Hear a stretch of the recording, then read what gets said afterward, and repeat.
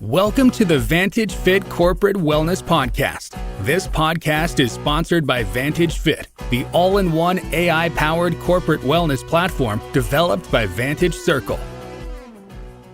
Hello and welcome to another episode of Vantage Fit Corporate Wellness Podcast. I'm your host Dipshi, and today I'm going to have an interesting discussion on the topic of self-confidence. What is self-confidence? As we know, self-confidence is a belief in oneself and one's abilities. It is an important trait that allows individuals to trust their judgment, make decisions, and take action toward achieving their goals. Having self-confidence can positively impact all aspects of life, from personal relationships to professional success. Let's discuss more on this in today's session with our guest speaker, Jocelyn Reaves. Welcome to the show, Jocelyn. Hi, thank you so much for having me, Dipshi. We are so glad to have you here today, Jocelyn. Yeah, it's great to be here.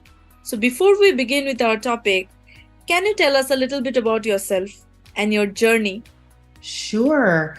So I am a consultant, and I say consultant with a capital SOUL in the middle. So I ride the line between life coaching and business consulting, and really working hand in hand with entrepreneurs, not only to realize success in their businesses, but to really get to the core of what matters to them, to enable them to actualize their potential and their purpose here in life. And that happens in 3 steps. So clarity, consciousness, and of course, confidence, which is what we're here to talk about today. Okay, so let's start with today's topic. What is self-confidence? Can self-confidence be learned or developed over time? Absolutely. I think, we're all born with confidence, and over time, whether it's things that happen to us or behaviors or habits, things that we hear or observe, that slowly but surely erodes our sense of self-confidence. And to answer your question directly, self-confidence really is a fundamental trust or a belief in yourself. And that belief is unwavering, regardless of circumstances and situations, that you can and will get through what it is that you're going through, that you have the ability and purpose of taking up space in this world, and that you're here for a reason. And when you're instilled in embodying that sense of confidence, you're really able to do anything. Mm-hmm. Exactly. But I believe that self-confidence it doesn't appear in everyone, right? So it is, for some people, it is very difficult. Some people are very underconfident, right? So do you think there is a reason behind that? I do. I think, sometimes that seed of confidence is nurtured, right? That seed of confidence is watered in us and it blooms like a flower. And other times people pick it right out, and we have to do the work to, plant that seed again and give it water. And so when we see individuals that are lacking confidence, which I was, one of those people at one point in my life, it goes back to what I said, which is sometimes there's things that happen to us in childhood. Maybe there's beliefs about ourselves, like maybe we weren't the best student in school and we took that to mean that we weren't smart. Maybe we weren't, happy with the way our bodies looked, and that we took that to believe that we weren't beautiful. Whatever it is, whatever that situation is, there's something that ticks away or erodes at our confidence. And in order to build that up, it starts with getting really clear on who we are and understanding that when we come into the world, right, like we are already perfect human beings and well-formed, and that, gets taken away from at times as we grow and evolve. We conform to societal norms. We do what we think we should instead of what we know is right for us. Mm-hmm. And when we're operating in places and spaces that are not authentically for us, that really erodes our confidence. And so getting back to that place is getting back to center. It's understanding who you are at a fundamental level. It's getting to know yourself. And in that process of doing the work, getting to know yourself, taking off the labels or comments that don't serve you, you get to gain back that confidence that you had from the time you were born. Yes, but do you think a person who is dealing with a low self-confidence, how can that person identify what actually affected his or her self-confidence, and how do you think that person can come out of it? Yeah, that's a really great question. And I think it goes back to that 3-step approach: clarity, consciousness, confidence. And so first, it's really getting clear on what is making me feel this way. And so for someone who's struggling with a lack of confidence, there's oftentimes, like, maybe that's just your baseline, but there's different situations, different people, and different environments that are going to trigger that or make you feel inferior, so to say. So the first step is really getting clarity on what those triggers are and understanding them. So say you didn't notice it before, but you realize, like, every time you step into a classroom or every time you talk to a person of a certain pedigree, you start to, feel self-conscious. You start to, your confidence kind of erodes.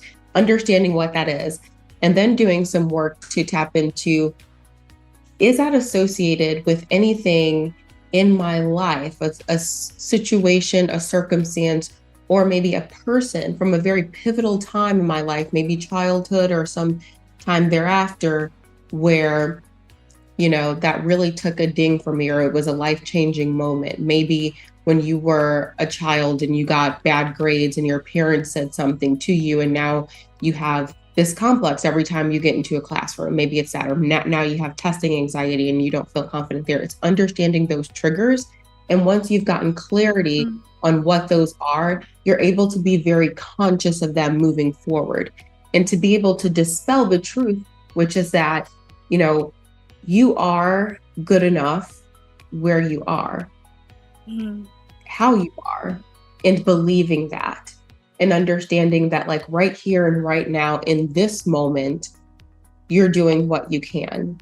And the more that you get present in the current moment, the more that you're conscious and aware of where you are right now and what you're doing, and believe in that, you're able to push away that trigger of the past that's telling you otherwise. And as you continue to do this, and when you start out, it's going to feel like work. It's going to feel like, oh man, maybe you're doing it retroactively. Like, during that conversation, I felt this way. But as you continue to practice it, you're going to notice situations, you're going to notice triggers, you're going to notice when you start to feel yourself shrinking or not speaking up in a meeting. And from there, you'll be able to regain that sense of confidence. Mostly self-confidence is built or developed by external factors. Am I right? So there's 2 ways of thinking about that. I mean, there's subjective and then object referral, right? And so if you're looking where you're supposed to look at your confidence and where you're supposed to derive your sense of self is from within. A lot of times, so you're right, we are deriving our sense of self-confidence from external factors. And that's one of the primary reasons that people are always struggling with imposter syndrome or never feel good enough and are struggling with confidence, is because there's always going to be someone that is better at something, who has more years of experience or what have you. But when you get really clear and stop looking at other people, comparing yourself to other individuals' journeys, their resumes, their stature, what they've done, and doing that from within, that's when you're gaining true confidence. The world cannot give you confidence. The world can give you accolades, a pat on the back, but unless you're continuously getting that, you're always going to feel some level of unfulfillment. And that unfulfillment will lead right back to, okay, I'm not feeling good in this area because no one's patting me on the back. True confidence comes from within. It's like I said, it's that fundamental trust and belief in yourself, that regardless of what anyone else is saying, you know who you are and what value you bring to the table. Some part of it is based on people's approval and validation, right? So when I believe I have also seen people, every time they do something, they seek other people's approval and validation. Only then they are fully satisfied or happy. So I believe that has, in building self-confidence, that has a big role to play. Yeah, so I think you're right. It goes back to, where are we deriving our source of confidence? Yes. And when we're looking for that external validation, though, that's a sign that we're not truly confident. That's, a stroke on your ego. but your ego is not your true self. And so it does make us feel really good, and it makes us feel powerful or empowered when people give us accolades, when people, tip their hats to us. But that's not always going to happen. And so knowing that regardless of where you are in your journey and who's recognizing you, that's true confidence. That's endless confidence, and that's power. And talking about imposter syndrome, can you throw some light on this and tell us how we can overcome imposter syndrome and feeling like we don't belong? Yeah, that's a big one. And I think when we look around us and we see so many successful people, it's really easy to shrink. Imposter syndrome is essentially feeling like, regardless of how much you've achieved, you are in some form or fashion an imposter. You don't deserve to be where you are, to get the recognition that you have, or to be in the role that you're in. And I think that a lot of us struggle with this, especially in the age of social media, when it's so easy to see the highlight reels of people's lives and see, so-and-so was doing all of these great things and I've only done this. Well, if you're comparing highlight reels, the reality is that you're probably on equal footing. But in order to get rid of that imposter syndrome, I think you can do a couple of things. One thing I like to do is go back to telling yourself, first of all, there is no comparison. Yes. When you are feeling imposter syndrome, it is because you're comparing yourself to someone else. And the reality is, the fact that you are in a certain room, you are there for a reason. And the fact that you're different in your success, your career trajectory, or whatever it is that you're comparing, the fact that that doesn't look like someone else's is probably the reason why you're in the room in the first place. People are not rewarding, hiring, promoting, what have you, individuals that all have the same credentials or all bring the same thing to the table. Your diversity and your uniqueness is your superpower.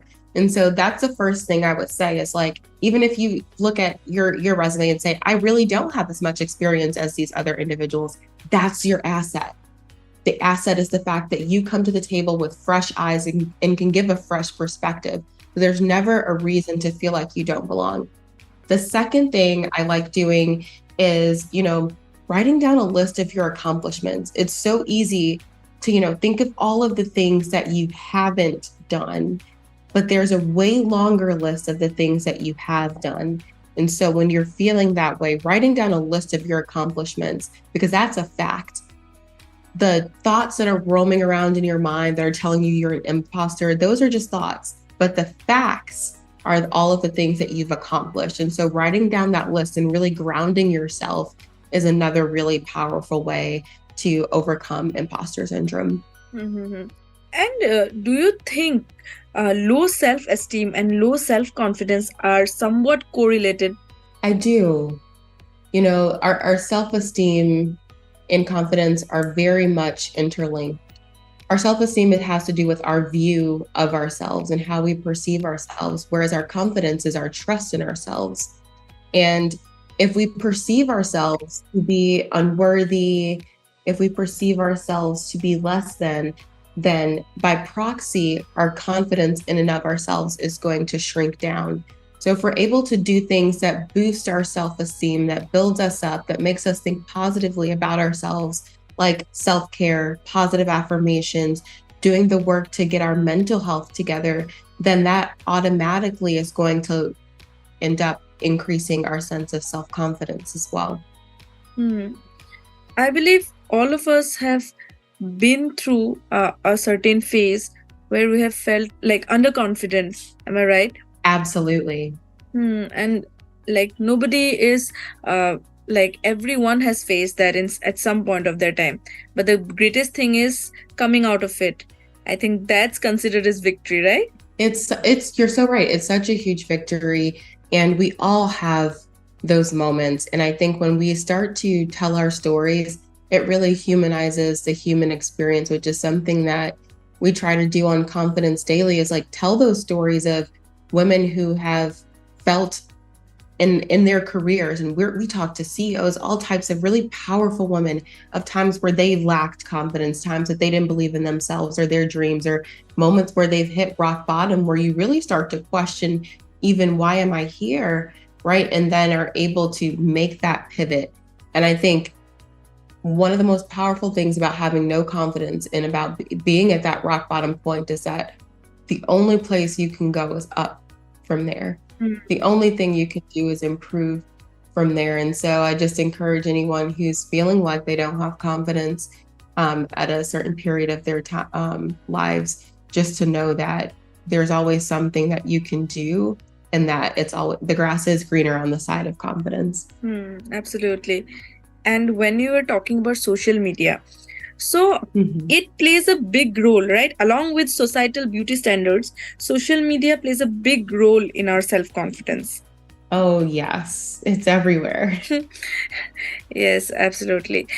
So, how can we challenge negative self-talk and cultivate more positive self-talk? Because I think the more we can challenge those negative self-talk and stop ourselves from thinking negatively about our own selves, that's the turning point, right? Then only we can cultivate more positivity. And I believe even manifestation sometimes work, right? You're 100% right. I think, and someone said this to me not too long ago, but there are more words in the English language to describe negative things than positive things. So that just goes to show you, even our language as it stands is set up for negativity and then negative self-talk. But the thing that does, when we use I am in a sentence, it basically is an affirmation. And you mentioned manifestation. When you put I am, whatever comes after that, you're manifesting that into your life. You're meeting that energy and calling that back into your life. And so you want to be really careful about how you use I am in a sentence. Yes. Even if it's saying something like I am tired. If you're feeling that, what about I'm catching my second wind, which is something that Oprah coined when you're feeling tired. Not associating yourself with anything negative. But that's easier said than done, right? We can talk about like positive self-talk and positive affirmations all the time. But if you're in a negative headspace, it can be really difficult to do that and get out of that. And so one of the things that I like to do is just really getting mindful of the language that I'm using, and anytime that I'm being negative, and not punishing myself for it, but just getting observant of it. And once we bring that awareness, that clarity to it, we're able to hone in on it and say, okay, that's not true. Or maybe a part of that resonates with me, but why? And when we ask why to those negative thoughts, we're able to dispel them because we go into it. If you're saying, for example, I'm not worthy. Why am I not worthy? Well, I feel like I'm not worthy because I made a mistake in XYZ. Well, everyone makes mistakes. So why is it that? And you keep asking yourself why. Those negative beliefs go away. But it's not until you challenge them that you're able to override them, supersede them, and go through them to get to those positive thoughts. And so anytime you think negatively about yourself, ask yourself, okay, sure, you can say that, but why? Why do you think that? And then once you get to the root of it, why you really think that, why that seed was planted in your head, which again is something usually that comes from a circumstance in childhood or something that someone said to us that we don't even remember, we're able to challenge that and then counteract that with a positive thought. Even if we don't feel it in the moment, even if it feels unnatural, you can counteract that with a positive affirmation, because that's what you're going to call into your life, is exactly what you say that you are, exactly what that I am statement is. And so being really mindful of that, I think, is so important, just in terms of building confidence, in terms of empowering yourself, and of course, like you said, in terms of manifestation. I think sometimes when we go through some difficult phase, we're filled with negative emotions, right? And at that point of time, we often lose our confidence level. So can you tell us how to cope with setbacks and failures while still maintaining our self-confidence? Yeah, it can be really hard. And it's one of those situations where like attracts like, right? So if we're at a low or negative energy, it's so easy to attract more negative circumstances, more negative feelings about ourselves because that's where we are. So the first thing is like identifying that negative emotion and allow yourself to feel that. You don't want to suppress it because then it's still there. Feel it. But again, get inquisitive about it and treat those failures, treat those moments where things didn't go your way, the breakup, the setback, the layoff, the firing, whatever it is, the fact that you didn't get the promotion, treat that as an opportunity, one, to learn. You know, could I have done something different in this situation? And maybe you couldn't have. And if that's the case, so if it's not a lesson, if you ask yourself, is there something I could have done here? And maybe it's not. If it's not a lesson, it's a redirection. And a lot of times redirections feel horrible. It feels like rejection. It feels like pain. It feels like someone's telling us no and slamming a door in our face. And maybe that's actually what happened, is like, it is a rejection in one sense, but nothing in your life is happening to you. Your life is happening for you in the grand scheme of things. And so when you're able to realize that and proceed with that mindset, you understand that, you know, maybe that job was great for me in that season, but I had to get fired, or I had to leave that relationship, or whatever it is. I had to have this happen in order for me to be redirected and rerouted on my journey to my purpose and fulfilling my life's calling. And I think when you look at it through that lens, you're like, okay, I welcome the pain because I know that it has a higher purpose. Is it awful? Does it feel icky and horrible? Yes, I'm not going to discount that. It sucks. However, it does allow you to see how strong you are. It allows you to learn lessons about yourself. And you can look back right now. I know anyone listening to this can look back right now and recount all of the really tough situations that you've been in and been through, and you've gotten through them. You're still here. You've gotten through 100% of your bad days. And when you realize that, you're able to say, okay, all of this is working out and nothing was a loss. It wasn't truly a failure. They're lessons, they're redirections, and they're opportunities for me to become the best version of myself. So the first point is to be aware of oneself and identifying them and accepting the wrong decisions or mistakes, and then coming out of them. Right? Yep. Whether it's a wrong decision, a mistake, rejection, accept it and accept your feelings about it. Like all of the feelings, the anger, the sadness, whatever it is, the embarrassment, invite all of those feelings in and feel them and then release them. Like you said, it's easier than done. Like it's very easy to say, but then when the time comes, it's very difficult, right? To go through that. That's true. And I think, you know, one of the things that we like to do when we're sad is like, let's go listen to sad music because I feel sad, or let me go do certain things, whatever it is that you do when you're sad. And I'm so guilty of this too. Yes. Like I'm feeling sad, I'm gonna put on some moody music and like just have a vibe. And I'd like to encourage you to not do that. I would like to demand that you don't do that. The one thing that you want to do when you're in a negative feeling is going to feel so unnatural. And that is go put on like the most happy and cheerful music. It's to go outside when all you want to do is sit in bed. You have to do really seemingly small steps that will feel hard in that moment. You know, I know when people have huge upsets, like getting fired or breaking up with someone or whatever it is, you want to sit in bed, you want to stay in the house, you want to listen to sad music, turn on something happy and get outside of the house. Do the things that feel unnatural because those are the things that are going to slowly pull you out of that mood. Like I said, like attracts like on an energetic level. So if what you're doing is, I feel sad, so I'm going to do sad things, you're only going to attract more negativity, more sadness, more upset into your life. But if you're able to identify it in that moment, and then you feel your feelings, you release them, and then you say, you know what? I really don't feel like going outside right now, but I know that that's what's good for me. And just go outside, get some vitamin D, take a walk around the block. You notice that you start to feel better and you start to attract more positive into your life. put on a song with a high vibration, a high frequency that's positive. It may feel unnatural to turn it on, but you'll notice after listening to a couple of high frequency songs, okay, I feel a little better. So it's going to feel unnatural, but one of the easiest ways to get out of a slump is to do those unnatural things that are small steps. It's not, I'm going to feel 100% better overnight, but it is, I'm going to do what I can in this moment to create an environment that feels good for me. That's going to take a lot of willpower and determination. Exactly. So, what are some common thought patterns and behaviors that contribute to low self-confidence? Yeah, I think a lot of times it's not challenging negative beliefs.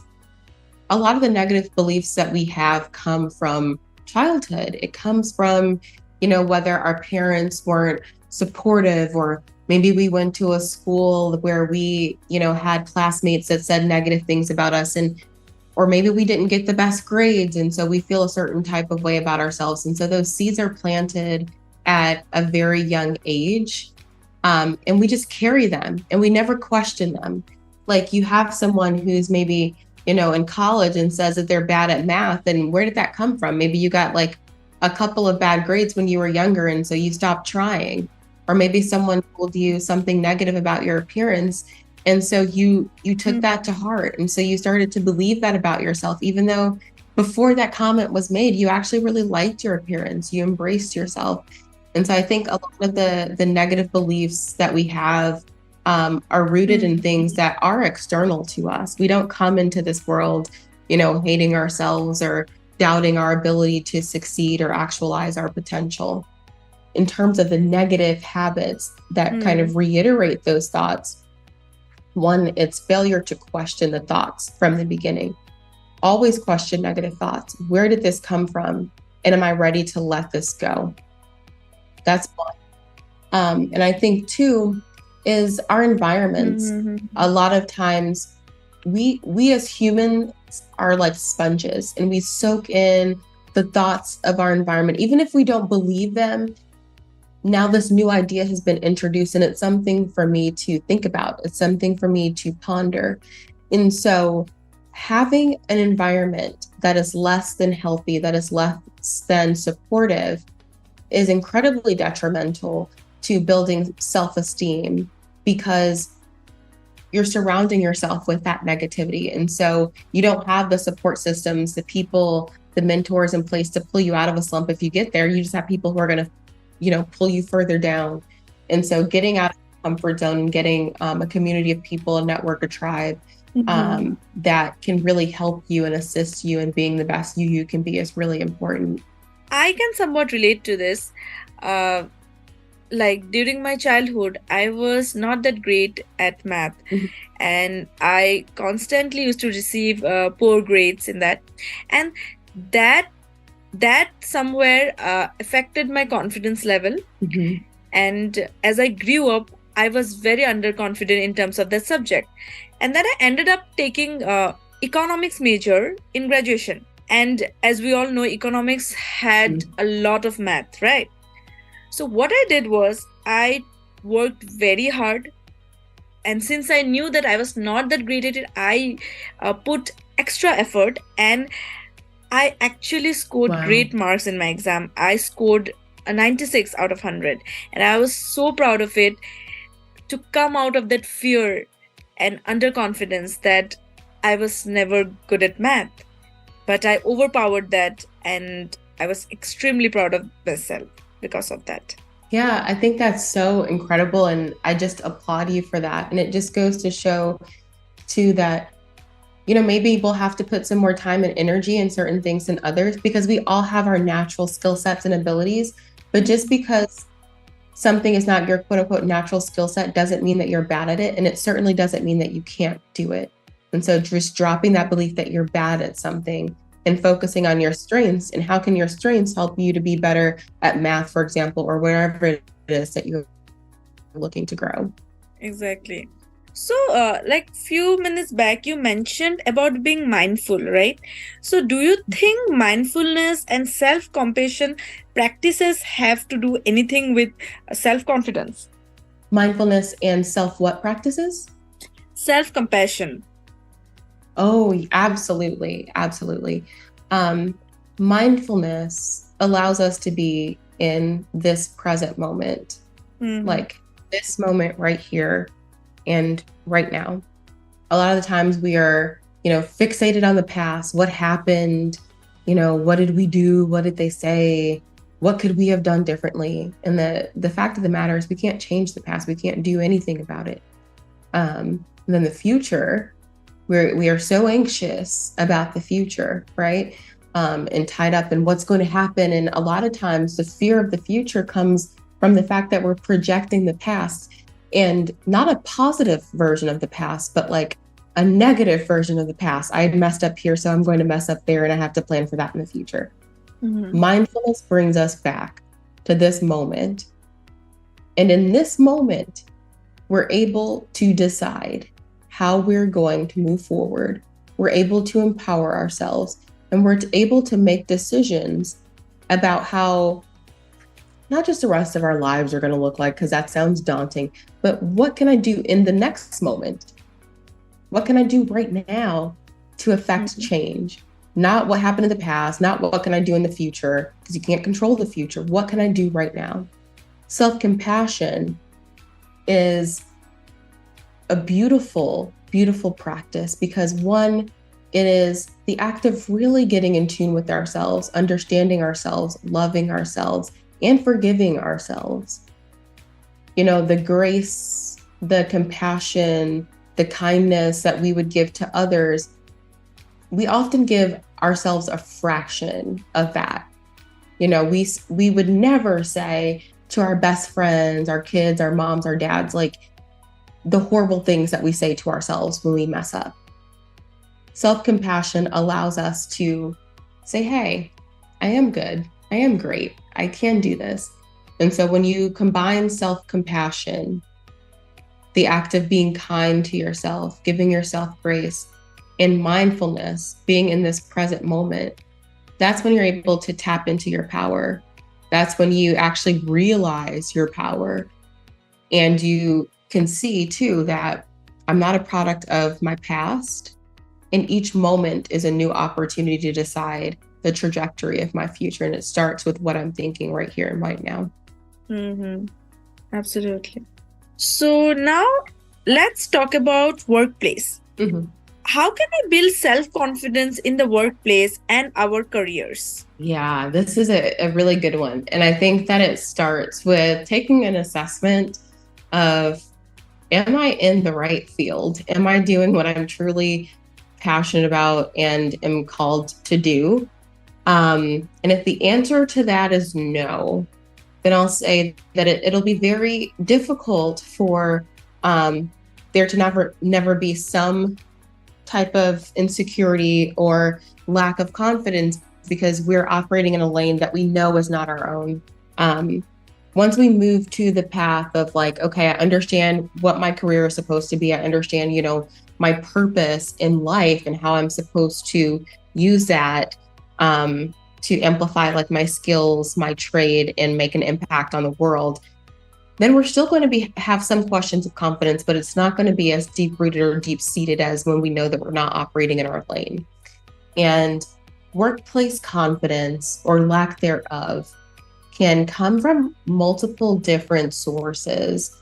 I think, when anyone is starting a new job, for example, it's easy to, feel great after an interview, it went well, you get the job offer, and then you start on the first day and you're like, oh my gosh, there's so much I have to learn. And that is, a spot that's hard for a lot of individuals to be in, but it's an opportunity to really learn and to boost your confidence if you allow that opportunity to do that for you. And so I would say that not knowing doesn't mean that you should doubt yourself. It means that you have this awesome ability to apply what you already know to learn even more and to advance your skill set. Another place where you often see individuals doubt themselves in the workplace, or where we see lack of confidence, is because we're competing against our coworkers instead of collaborating with them. We call it teamwork, or a lot of times companies will say that this isn't just work, this is a family. But sometimes it doesn't feel that way. Sometimes it feels like the Shark Tank and you're all competing against one another. And so I think that it takes a really confident individual to say, we all bring something really valuable to the table. How can we work together? And we can do that by being that example. First of all, like speaking up about it and saying, how can we help one another? Letting your colleagues know that you're here to support them. And, if that doesn't work, if you're still feeling that sense of competition from them, even though you've kind of relinquished it and said, like, I know my role, I know what I'm here to do, and I'm here to collaborate, not compete for the greater cause of this company. The best thing that you can do is not take it personally. Maybe that person is going through their own issues of confidence where they do feel like they have to prove themselves in order to be appreciated. And so just lending a certain amount of empathy for them to be able to show up in the ways that feels comfortable for them allows you to not only feel better, but also come off as a leader within the organization, because you're doing your part while also helping bring the team together. Workplaces are full of challenges, I believe, even in this thing. Like building and developing self-confidence at work also needs a lot of strength and resilience, I believe. Oh, I agree. I think, every day you go in, you're presented with a new challenge, whether that challenge is, trying to figure out what's the next step on a project that you're working on, or the next step is, how do I deal with a difficult coworker? Or maybe you're a new manager and you're trying to figure out, how do I lead this team and still, advance the goals of this team while doing all of my people management responsibilities. And I think, identifying what struggles or issues you're having is step one, like being really realistic and real with yourself. These are the challenges I'm having. This is what I need to get done. And not sugarcoating it for yourself, but just being real, laying it all out on the table. That's the first step to like actually changing it. And then it's looking at, what do I have the power to control or change on my own? Maybe, I'm not concentrating. I need to go to bed earlier. Maybe I can, do different things throughout my day to set my schedule up for success, like time blocking. Maybe it's scheduling different meetings with different team members so that we can feel a sense of collaboration, but it's identifying and then doing what you can control. And then there's certain things that are not going to be in your control. And there's a couple of things that you can do about that. Certain stuff isn't in your control, but it is in the hands of others. And so you can talk to your boss or someone who's higher up than you, and make recommendations for change. You don't want to just go in with a list of complaints, but say, hi, I've noticed this problem. And I think this is a challenge for the company because of this. And this is what I think we can do to resolve it. And that's going to position you as a leader. But also, if you're having that issue, that challenge, chances are someone else is too. So now you've alleviated the problems of your coworkers as well and made your life a lot easier. And if it's not in the hands of someone else, that means it's out of anyone's control. And the only thing you can do at that point is release it, and focus on the things, again, going back to mindfulness. What can I do right here and right now to make this a better situation? Absolutely. And like you said, leaders have a big role to play in this. Absolutely. So how do you think employers can help their employees develop self-confidence? What can they possibly do about it? Yeah, I think mindful leadership is huge and it's necessary. I think a lot of times we work in environments where we have just so many things on our to-do lists. And so what I'm saying isn't to disparage leaders, but we have so much to do that we're just trying to get the tasks on our to-do list done. And sometimes at the expense of the individuals on the team. And so what I encourage leaders to do is take a people-centric rather than a task-centric or project-centric approach to the work. Because when team members feel empowered, when they feel confident and when they feel valued, they show up not just ready to work, but eager and willing to add value, the value that they know that you see in them. And so I think that, first of all, encouraging employees, having a tactical approach to providing feedback. It's one thing to say, we need to fix this, this, and this. It's another thing to say, I realize that your strengths are this. When you're working on this project, here's a couple of the things that you did well, but we really need to focus in on this to get the project to where it needs to be. Now that person who's receiving the feedback, the constructive criticism, is understanding, okay, I'm strong in this area, but I have some work to do here. And they're not going away feeling like, oh, I just got all of this negative feedback, I don't do anything right. It's, the balance of the positive and the negative. I think that really taking the time to understand your team is important.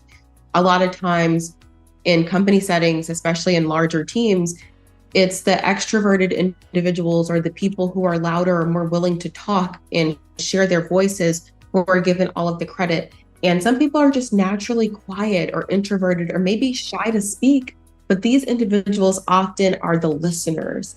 They're gathering all of the information from everyone else in the meeting, the call, right?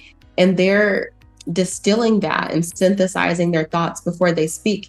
But sometimes the problem is they don't speak soon enough and the meeting's over. And so as a leader, being mindful about who's spoken and then asking that team member, hey, what do you think so-and-so? Because that makes them feel, one, my input is valuable. And two, it gives them a space to speak where they don't feel like, I don't know if it's appropriate to say this, or can I talk now? Is someone else going to say it? It gives them their time to contribute. And I think that that's huge too. So really creating an inclusive environment for all different personality types to speak and provide value at the table. And I could go on and on about this, but I think those are 3 helpful items. Yes, employers can actually implement these things and bring all the employees together and even have one-on-one sessions with them, right? So I believe it will be of great help to everyone at work. Absolutely. So we are almost moving to the end of the session. So can you give us some tips for building self-confidence in both personal and professional relationships? And some of these will be the same, so I won't even distinguish between the two. But first, positive affirmations are a great way to start. You may be feeling down and out and bad about yourself. Write out some positive affirmations, or think of it as like, if I don't feel these things now, how do you want to feel? Maybe write a list of adjectives that you want to feel or things that you want to be, and then go back and write out affirmations in the present tense. So say you're not feeling confident, but you write out an affirmation because you want to feel confident. I am confident. I am strong. I am worthy. I am powerful. Whatever those affirmations are for you, positive affirmations. The other thing is doing the work. Sometimes we don't feel confident because we have not adequately prepared. And it's important to be real to ourselves about that. There's only so much positive affirmations are going to do for you if you don't come to the table prepared and you haven't done your work. So do your part. Come to the office, come to any meeting interaction prepared, dress the part, look the part, do your research so that you can feel as good as you can walking into a space knowing that you deserve to be there, you belong there. Another thing that I would say is mindfulness. Get rooted in the present moment. We strip ourselves of our power when we're worried about the past or sad about the past or projecting out anxiety from the past into the future. Own the present moment. And when you're able to do that, you can really get conscious about what next steps can I take in my personal life, in my professional life, what have you, in order to affect the change that I would like to see or in order to get the outcomes that I would like to see. So being very mindful and present as well. And then again, community. Environment. Sometimes the job you're in isn't the space for you. Maybe you need to look for a different environment because of either the schedule or the coworkers or the type of work, whatever it is. Get mindful about your environment, or it could be your environment at home. Maybe you're hanging out with a lot of negative people. You have to find your tribe. your work, your passion. There's a unique place and space for each and every one of us to thrive. And sometimes we don't feel confident because we're not in a space that's right for us. So also being very intentional about our environment. And then finally, I would just say getting rooted in the ever-present sense of being in ourselves. And when we're able to do that, we're able to realize I'm okay. Like there's nothing to worry about in this current moment, maybe 5 minutes from now, but right now I'm okay. And so it all goes back to that present moment awareness. Okay, so with this, we come to the end of our episode. Thank you so much for joining us today. So can you conclude by giving us some valuable suggestions? Yes. First of all, thank you for having me. It's been a pleasure to be here. And I guess the thing that I'll leave you with, because we've talked so much about mindfulness, is just to believe in yourself. You will find your way. And I know that is sometimes easier said than done. And when it feels like you aren't, or you feel like you've hit a roadblock in terms of reaching your goals or actualizing your potential, rather than look at, goals on a paper or a to-do list or things that you have to do, think about who you want to become and just embody that. And when you embody that and ask yourself, what would I do if I were where I wanted to be? Whatever that is, fill in the blank. What would I do if then? And you do that in the current moment, you'll become that reality. You'll move towards that reality. That's amazing, Jocelyn. Thank you so much for your suggestions. Had a great time conversing with you. The session was deeply insightful and exciting. Thank you so much for having me. This has been a blast. Last but not the least, so I believe to summarize, self-confidence is prioritizing ourselves, trusting ourselves, and accepting our actions and work toward them. Am I right? You're right. Okay, great. So thank you once again for your valuable time. Bye and have a great day ahead. You as well. Bye-bye.